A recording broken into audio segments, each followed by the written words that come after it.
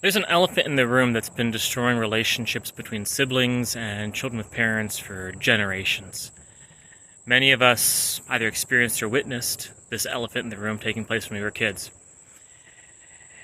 It's a beast to unpack in 3 minutes or less, but we ignored it or weren't able to discuss it at all when we were kids, so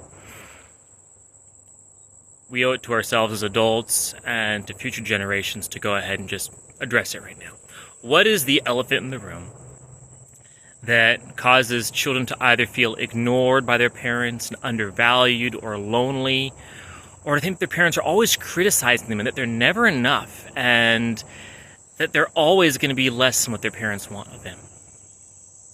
It's the natural default view that once we have more than one child, to always view the older child as being mature, that they should always know better, no matter what age they actually are, no matter what the situation actually is.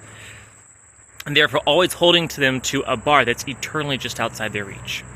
And on the flip side, that we always view the younger child, viewing them in comparison to the older child, as being the baby who needs to be shielded and coddled, who can do no wrong, or even if it's wrong, they're too young to be addressed right now, so we just need to let it go. Now here's what happens. The older child, rightfully so, observes that they're getting held to task for the same things their younger sibling gets allowed to get away with. So they always think that their parents value them less since they feel resentful and lonely. And the younger child doesn't learn those life lessons that really they need to learn before they become adults, because people will not want to be their friends if they don't know personal boundaries and rules of how to treat people. This leads to them growing up to be contempt at first and later on lonely. And they also, both children, often become jealous of each other, resentful of each other, and resentful towards their parents and lonely. Now, there's lots of ways that this elephant in the room damages relationships. It causes us to spend less time with our younger child because they're always locked into our mind as a baby, so we want to do the cool, mature things with our older child, the same one that ironically we're always holding to a high standard.